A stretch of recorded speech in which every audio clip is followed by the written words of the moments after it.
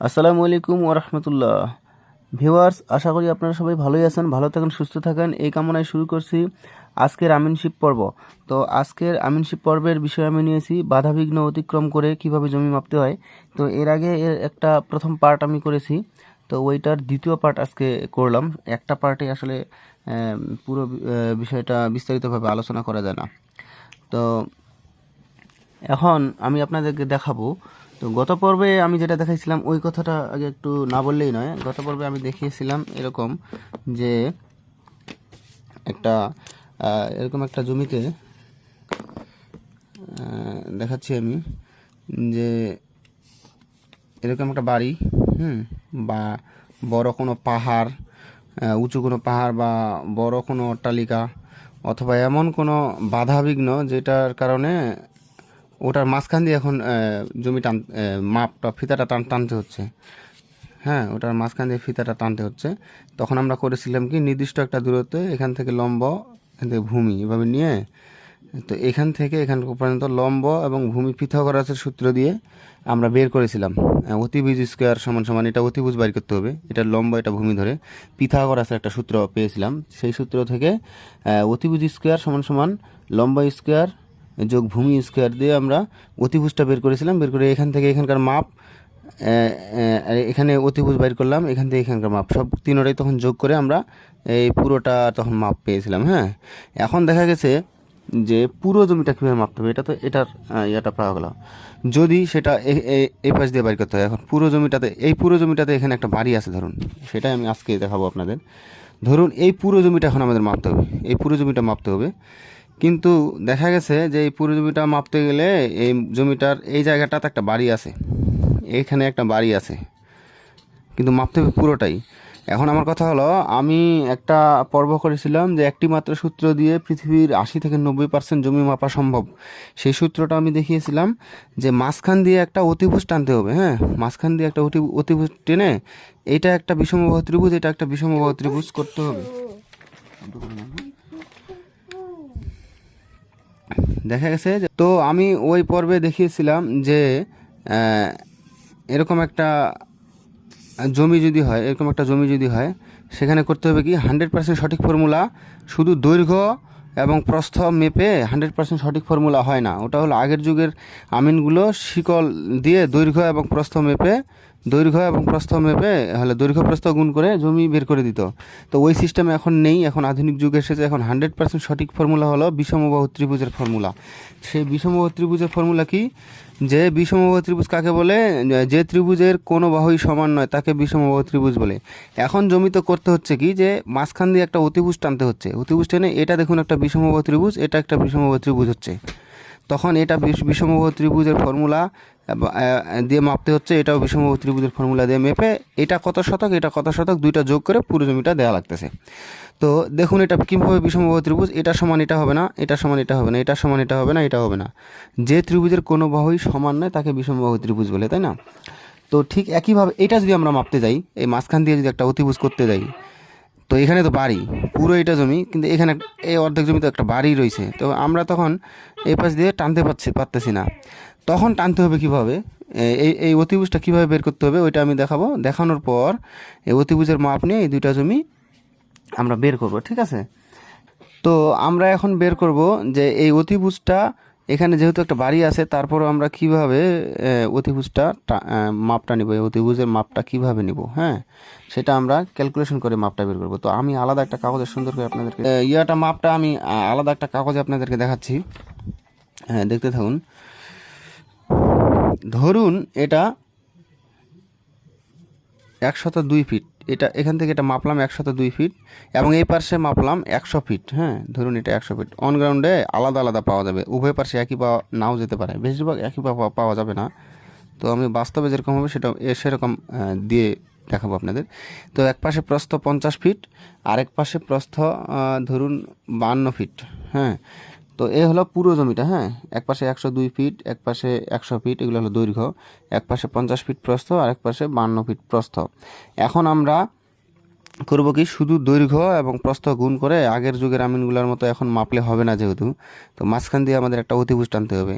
তো অতিভুজটা টানতে গেলে এখানে মাঝখানে যেহেতু বাড়ি আমরা টানতে পারতেছি না, তখন আমরা কিভাবে এটা এখন ক্যালকুলেশন ফলো করব। তো আমরা আগে যখন লেখাপড়া করেছিলাম পিথাগোরাসের একটা সূত্র আমরা লেখাপড়া করেছিলাম, সেখানে পেয়েছিলাম যে অতিভুজ স্কোয়ার সমান সমান লম্বা স্কোয়ার যোগ ভূমি স্কোয়ার, এরকম আমরা তখন উপপাদ্য মুখস্থ করতে করতে আমাদের হুঁশ থাকতো না। এখন অবশ্য সৃজনশীলের যুগ চলে আসছে, তো সেটা আমি আপনাদেরকে দেখাচ্ছি, আলাদা একটা কাগজে দেখাচ্ছি। আমরা ওখানে এরকম পড়েছিলাম যে অতিভুজ স্কোয়ার সমান সমান লম্বা স্কোয়ার যোগ ভূমি স্কোয়ার, হ্যাঁ এরকম পড়ছিলাম। তো এখানে লম্ব এই যে এই পাশ থেকে আমরা যদি কল্পনা করি, এই পাশ থেকে যদি আমরা কল্পনা করি যে এখানে মাপটা বের করব, তো এটা ধরো, তো এই হলো অতিভুজ স্কোয়ার সমান সমান লম্বা স্কোয়ার যোগ ভূমি স্কোয়ার। তো আমরা এখানে এই পাশে যদি কল্পনা করি, দেখা গেছে এটা লম্ব এটা ভূমি যদি হয়, তাহলে লম্ব হলো 50 স্কোয়ার যোগ ভূমি 100 স্কোয়ার।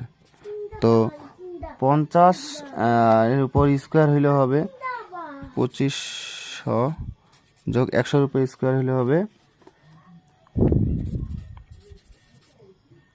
এটা হবে, ঠিক আছে। এখন এই দুইটা আমরা যদি যোগ করি তাহলে হবে হলো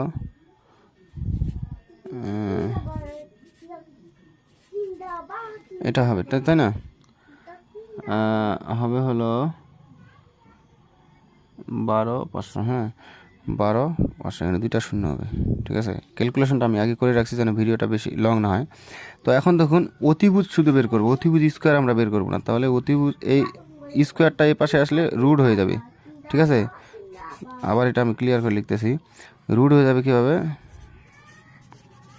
হ্যাঁ এই স্কোয়ারটা এই পাশে এসে রুট হয়ে যাবে এটার উপর, এই দুইটা যোগ করে এটা হলো, হ্যাঁ। তো এটা রুটটা তুলে দিলে আমাদের আসবে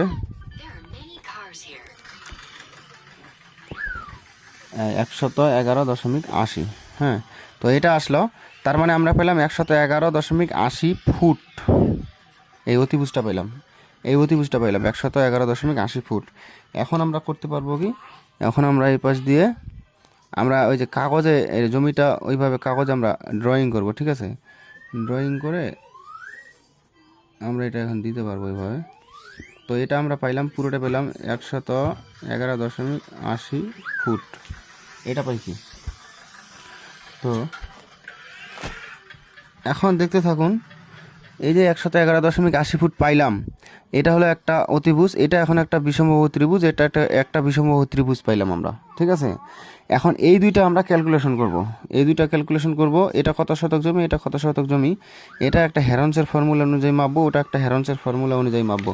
আমি এর আগে আপনাদেরকে হেরন্সের ফর্মুলা দেখাচ্ছিলাম, ওই যে একটি মাত্র সূত্র দিয়ে পৃথিবীর 80 থেকে 90% জমি মাপা সম্ভব। ওখানে সূত্রটা এরকম ছিল যে S into S minus A into S minus B into S minus C, হ্যাঁ।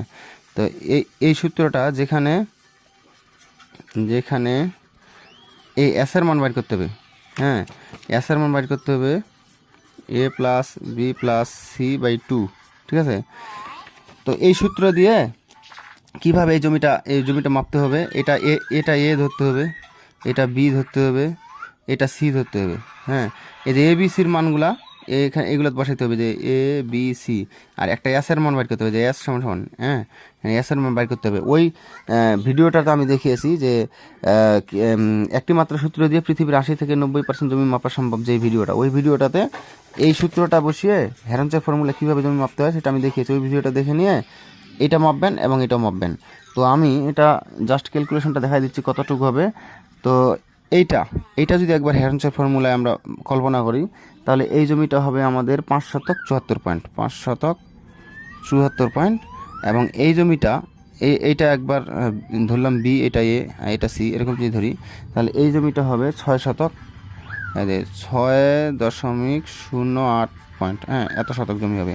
তখন এটা এবং এটা ক্যালকুলেশন যদি করি আমরা, দেখুন 5.74 আর 6.08, তখন হবে আমরা 8 4 12 2 হাতে গেলে 1, 7 একে 8.511, 11.82 শতক তখন জমি দেওয়া যাবে। এই পুরো জমিটা আমরা পেয়ে গেলাম 11.82 শতক জমি, এই পুরো জমিটা।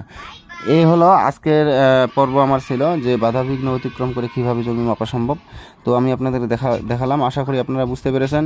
তো এই ভিডিওটা আশা করি যদি ভালো লেগে থাকে আপনাদের কাছে একটা লাইক কমেন্ট শেয়ার করবেন এবং তাওহীদ মিডিয়া ল্যান্ড চ্যানেলের পাশে থাকবেন। আসসালামু আলাইকুম ওয়া রাহমাতুল্লাহ।